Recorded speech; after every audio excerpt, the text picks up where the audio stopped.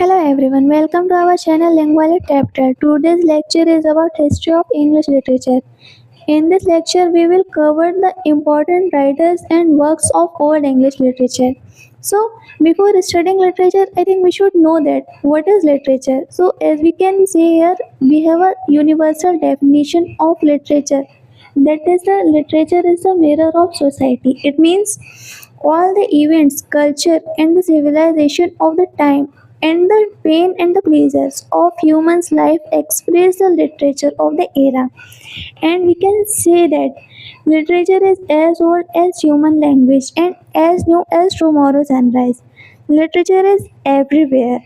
When we talk about Old English period, they were mostly focused on war, fight, power, religion and all.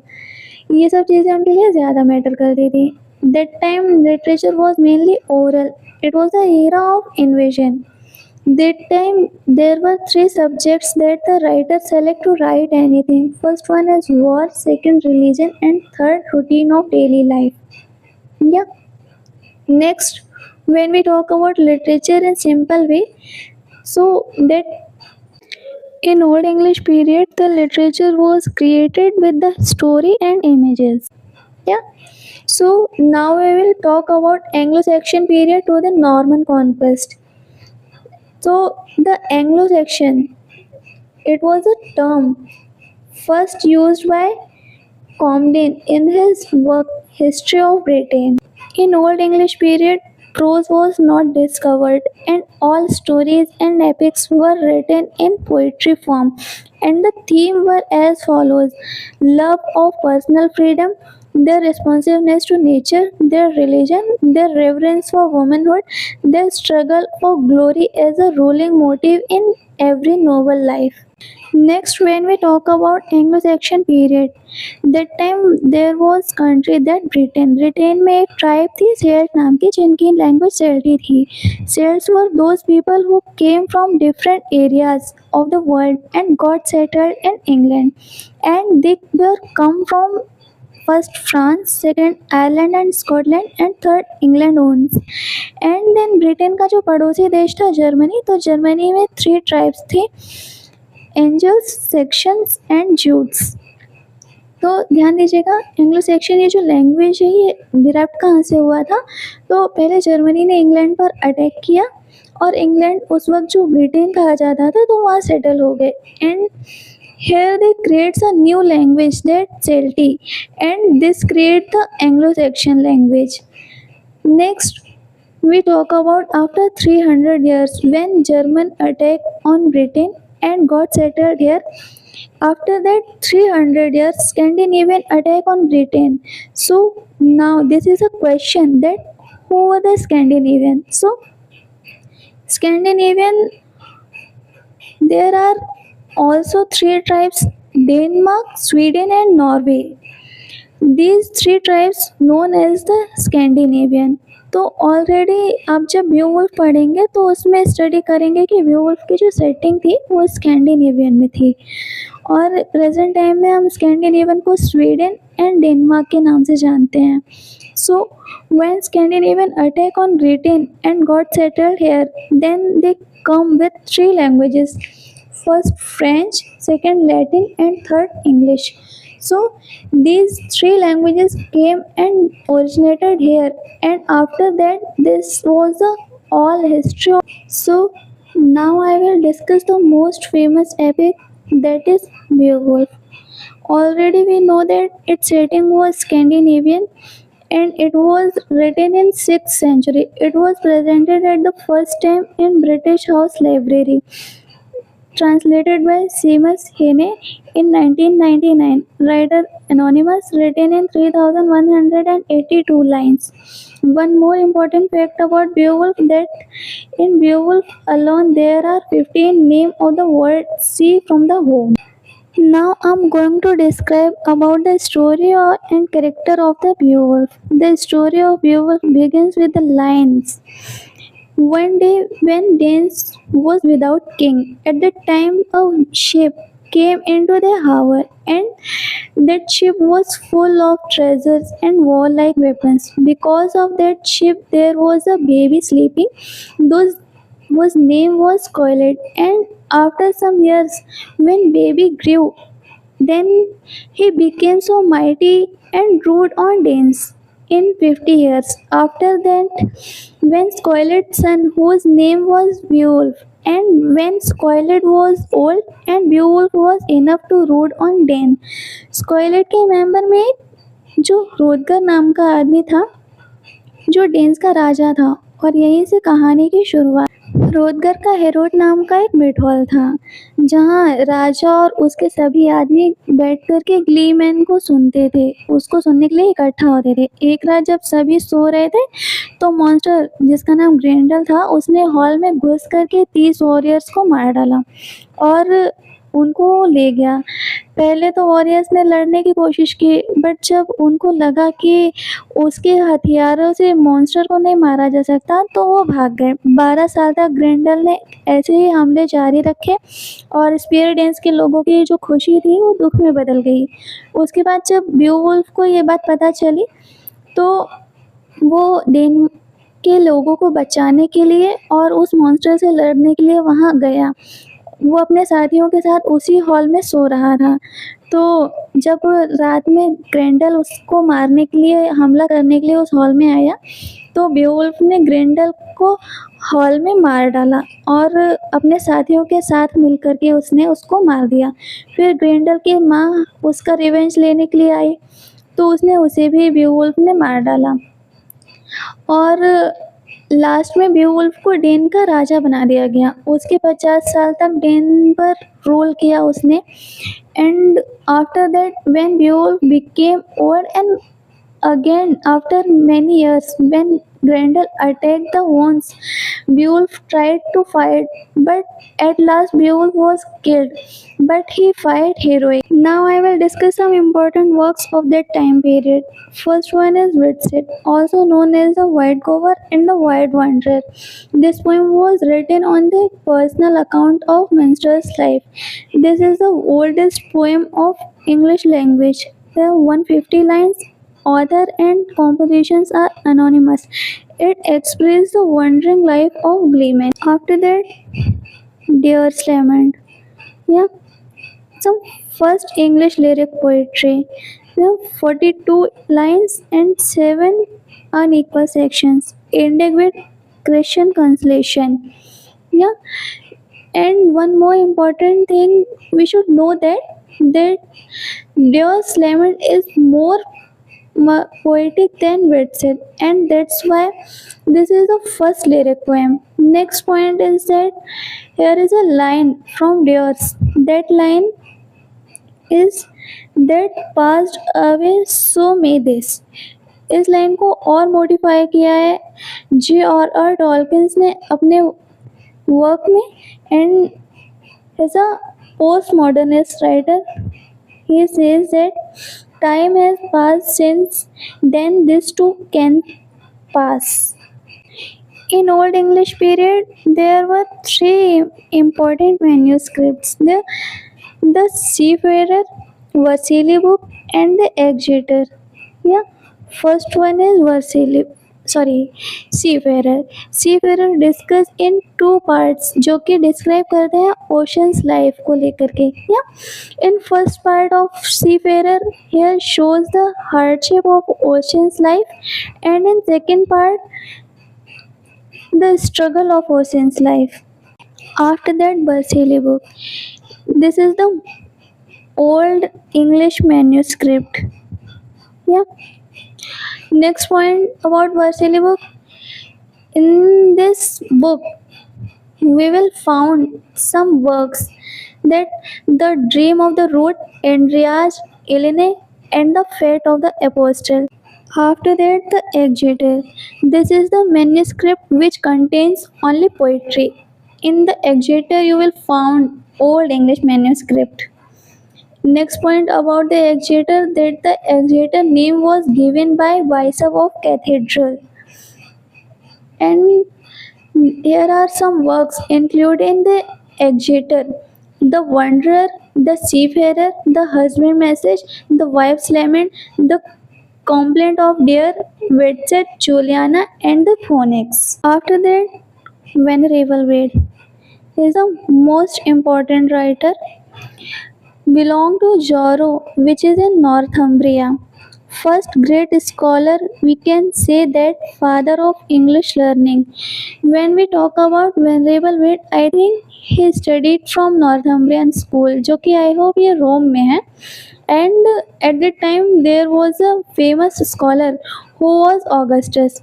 He was the first historian who wrote the history of England in Latin language, and he also wrote the ecclesiastical history of English people in 731 AD, and has one lost translation, that Gospel of John to Anglo-Saxon. Next most famous writer of Anglo-Saxon period was Sedman.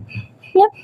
Sedman, known as the Anglo-Saxon Milton because of his translation of paraphrase in 670 AD, and the paraphrase he talk about heaven and hell. This was the main reason, that's why Stedman is known as the Anglo-Saxon Milton. And next point about Stedman, that Stedman's religious poetry influenced Cynewulf. Next one is Cynewulf. He was the first writer जिनके works हमें sign में मिलते हैं. He belongs to Northumbria. ध्यान दीजिएगा, venerable Bede, Caedmon and Cynewulf, these three writers belong to Northumbria and they studied in Northumbrian school.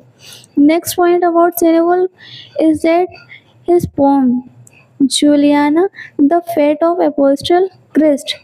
Christ जो है इनका ये डिडेक्टिव पोएम है. After that इलिने and the dream of the road. After that, when we talk about the Dream of the Road, that is a masterpiece of Cynewulf, because in the Dream of the Road there are 156 lines, and in this work he talk about the vision of the cross. The poet that describes the cross as a crucifixion where Jesus crucified. So remember this point. He was the only man or the early poets who signed his works. Next, we see the list of works of Cynewulf which are signed and which are not signed. So, his signed work, Christ, Juliana, the Fate of Apostle, and Elene. And his unsigned work, Andreas, the Phoenix, the Dream of the Road, and the Wanderer. After that, also one of the most important writers, Alfred the Great. Yeah.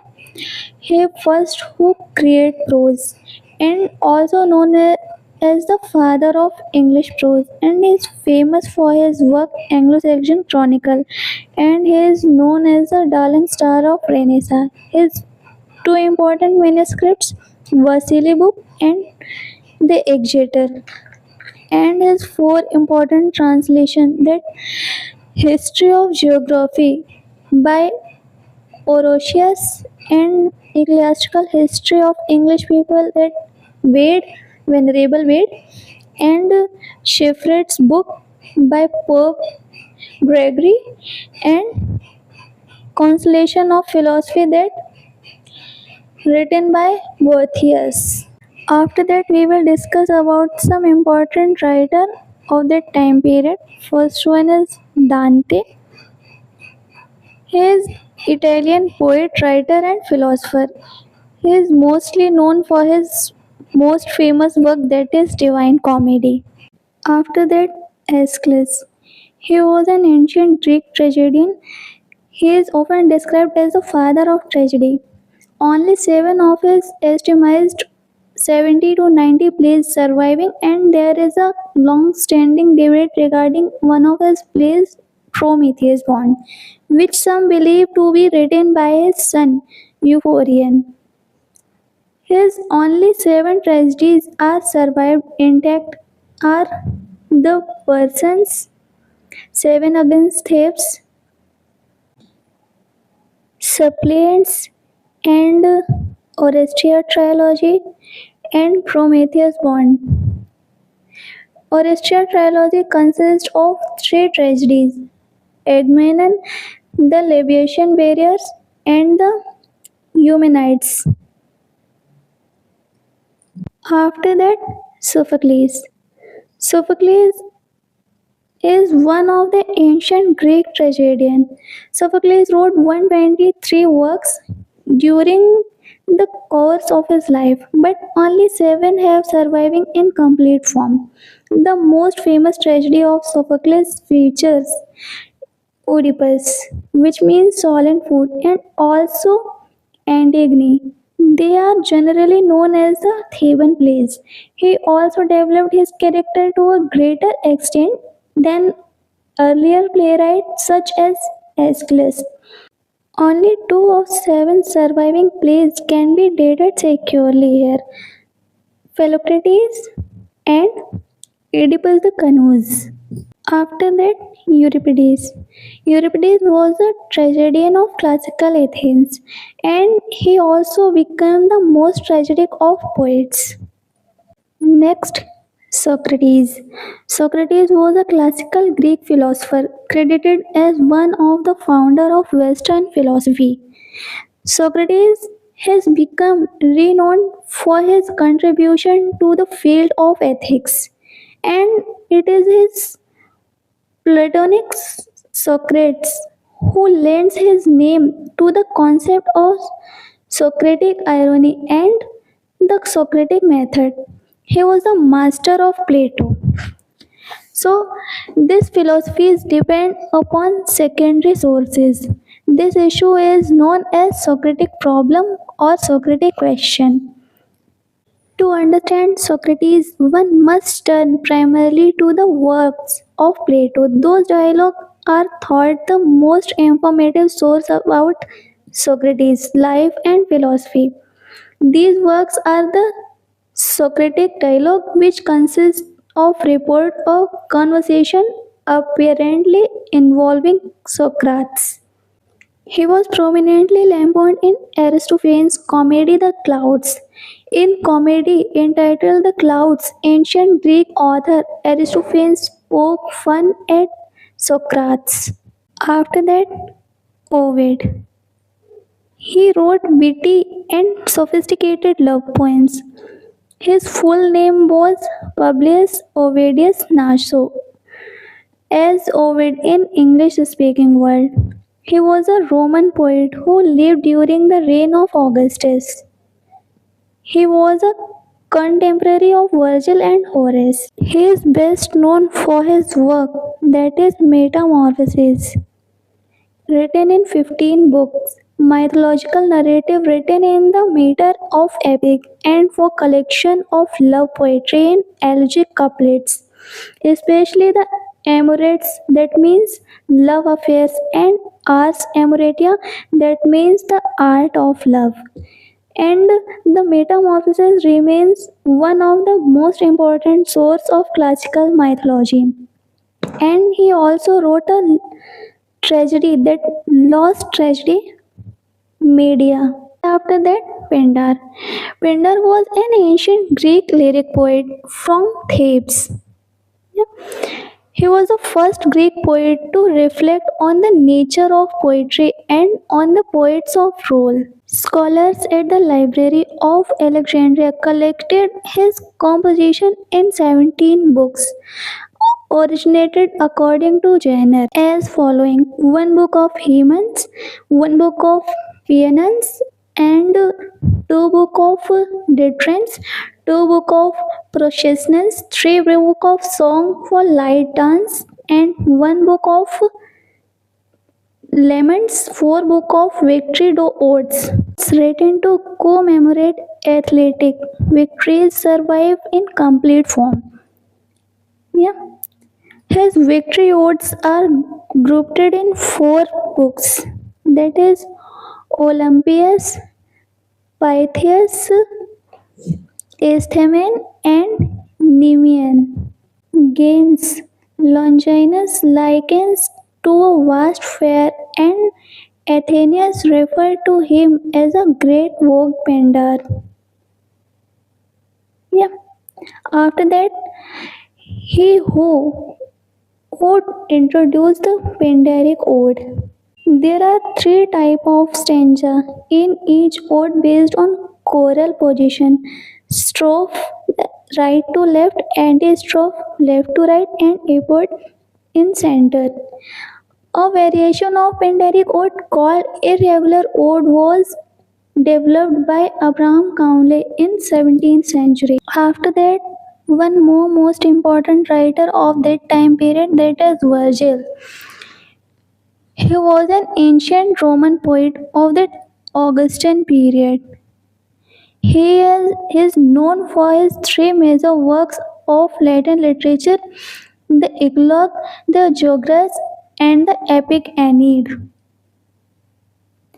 His Aeneid has been considered the national epic of ancient Rome from the time of its composition to the present day.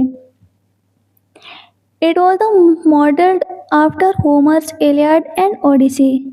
Virgil's work has had wide and deep influence on Western literature, most notably on Dante's Divine Comedy, in which Virgil appears as Dante's guide through hell and purgatory. The Augustan poet Ovid parodies the opening line of Aeneid in Amorts, and in his summary of the Aeneid story in Book 14 of the Metamorphoses, the so called mini Aeneid. Yeah, there are 9,896 lines. That Homer. Homer is best known as the author of Iliad and Odyssey. The importance of Homer to the ancient Greek is described in Plato's Republic, which portrays him as first teacher of tragedies and leader of Greek culture. Yeah. When we talk about Homer, so the satirist Lucian, in his True History, describes him as a Babylonian called Tigranos, who assumed the name Homer when took hostage. After that, when we talk about his work, that is Odyssey and Iliad. So Odyssey written in detective hexameter, and it is a sequel to the Iliad.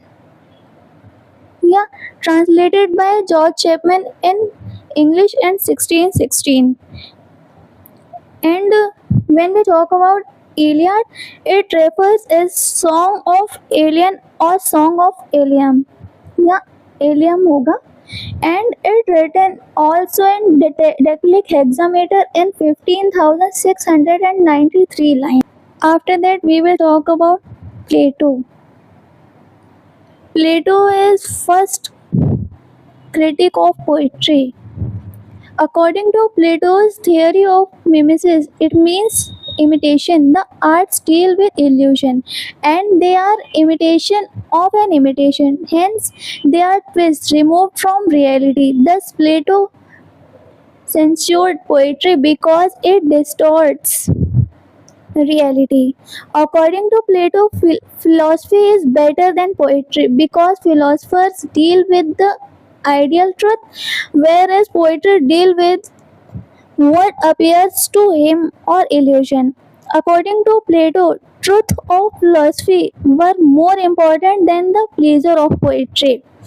Plato objects poetry on three grounds: that education, philosophical, and moral viewpoint.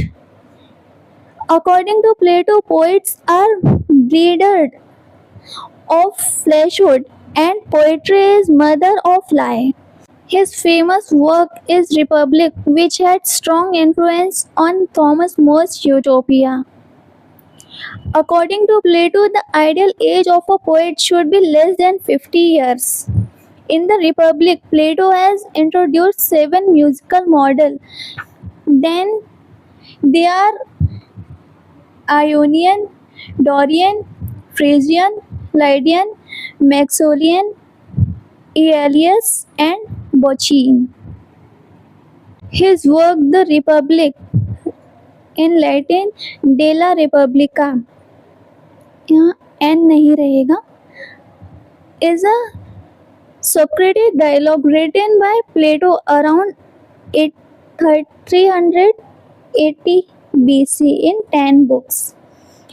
It concerns with the definition of justice, the order and character of the just city, state, and the just man. For the reason ancient readers used the name on justice as an alternative title.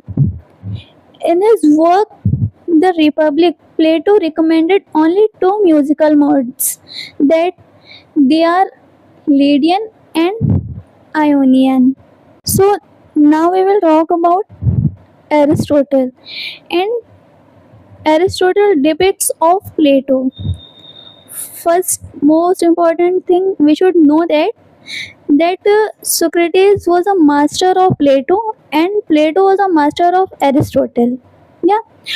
Through he followed Plato in defining poetry as mimesis, but he did not condemn it like Plato. Rather, he regarded mimesis as a natural, healthy impulse. Aristotle is known for his critical treatises that the Poetics and the Rhetoric. Poetics dealing with the art and poetry, and rhetoric the art of speaking. His main concern was tragedy, which he considered most developed part of poetry, while the other part of poetics, comedy, is unfortunately lost. Aristotle replied the charges made by his master Plato against poetry. Aristotle also disagree with the Plato's idea that function of poetry is to make people weaker and emotional, too sentimental. Rather, Aristotle said that the end of poetry is to please. However, teaching may be given, and such pleasing is superior to other pleasures because it teaches civic morality.